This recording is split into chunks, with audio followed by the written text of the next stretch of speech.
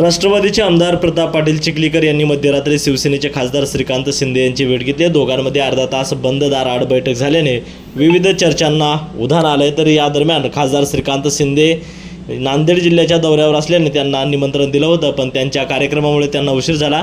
ते सकाळी माझ्या घरी येणार होते, मात्र घरगुती मला कार्यक्रम असल्यामुळे सकाळी बाहेरगावी जायचं असल्याने मीच येईन त्यांना भेटलो। श्रीकांत शिंदे माझ्यासोबत लोकसभेत होते, ते मित्र पक्षाचे नेते आहेत, ते नांदेडला आले, त्यांचे स्वागत करावं हा त्यामागचा उद्देश असल्याचे राष्ट्रवादीचे आमदार प्रताप पाटील चिखलीकर यांनी सांगितलं। रात्री वगैरे म्हणून नाही आहे, माझी आणि त्यांची मुंबईमध्ये भेट झाली होती आणि ते नांदेड जिल्ह्याच्या दौऱ्यावर येत आहे म्हणून माझ्याकडे त्यांना निमंत्रित केलेलं होतं, परंतु त्यांचे दिवसभराचे कार्यक्रम संपून त्यांना यायला उशीर झाला म्हणून त्यांनी मला सांगितलं की मी उद्या सकाळी तुमच्याकडे येतो, पण माझा घरगुती काही कार्यक्रम असल्यामुळे मी लवकर बाहेरगावी जाणार आहे। आम्ही सांगितलं की आम्हीच येऊन तुम्हाला आता भेटतो।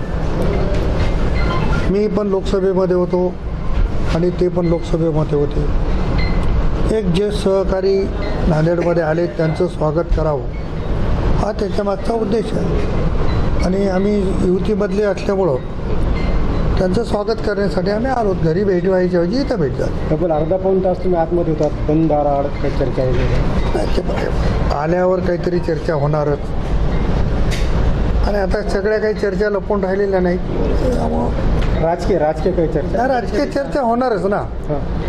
ते शिवसेनेचे नेते आहेत, आम्ही राष्ट्रवादीचे कार्यकर्ते आहेत, त्याच्यामुळे दोन पक्ष एकत्रितपणा आल्यावर काहीतरी चर्चा होणारच। संभाव्य जिल्हा परिषद असेल, विधान परिषद असेल, पण ज्या काही चर्चा करायची।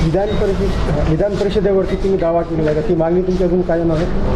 मी अतिशय नम्रपणाने मागेही सांगितलं की राष्ट्रवादी काँग्रेसचा कार्यकर्ता म्हणून माझ्या पक्षाला उमेदवारी किंवा माझ्या याला उमेदवारी मिळावी याच्यामध्ये काही मागणं चुकीचं नाही आहे, पण पक्ष नेतृत्व जो निर्णय घेईल तो मान्य करायची भूमिका घेतलेली आहे। त्याच्यामुळं महायुतीचा घटक म्हणून मी डॉक्टर श्रीकांत शिंदे साहेबांना भेटायला आलो। नांदेडमध्ये काही वेगळा विषय राजकीय, नांदेडमधलं स्थानिक आता उद्याची विधान परिषद आहे, तेव्हा लोकशाहीमध्ये मला जी माहिती आहे की 25 लोकांनी फॉर्म घेतलेले आहे। आता फॉर्म नेमके कोणी कोणी घेतले ते काही मी बघितलं नाही, हुकुमशाही तर नाही ना, आणि लोक हुकुमशाही मोडीत काढायचा प्रयत्न करतात नेहमीच। प्रवीण पाटलांनी फॉर्म घेतलेला आहे, तर मला कळलं, माझी काही चर्चा आणखी याच्या संदर्भात झाली नाही किंवा मी त्यांना विचारलं नाही, पण फॉर्म घेतला असेल तर घेतला, आता त्याच्यावर चर्चा करायची, कारण मी बाहेरगावी होतो, मी चालू आज दुपारी। राष्ट्रवादीचा उमेदवार विधान परिषदेच्या राष्ट्रवादी किंवा महायुतीने जर नांदेडला जागा जाहीर केली तो महायुतीचा उमेदवार असेल, आणि ज्याचं नाव जाहीर झालं नाही आणि कोणी उभा राहिला तर तो अपक्ष असेल, साधं गणित आहे। म्हणजे निवडणूक होणारच आहे, बिनविरोध होणार असं मला वाटते, निवडणूक होईलच। सर, आता शिंदे साहेबांच्या उपस्थितीमध्ये आपण आमदार कल्याणकर यांच्यावर नाराजी व्यक्त केलेली आहे, खाजगी कार्यक्रमामध्ये सुद्धा आपण नाराजी व्यक्त केली काय? नाही, मी अजिबात नाराजी व्यक्त केलेली नाही।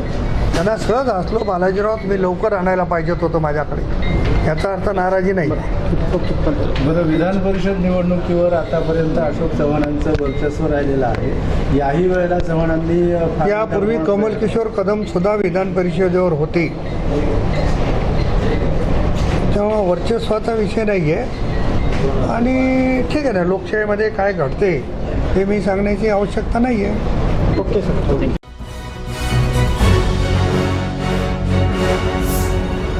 Thanks for watching Ekmat Digital.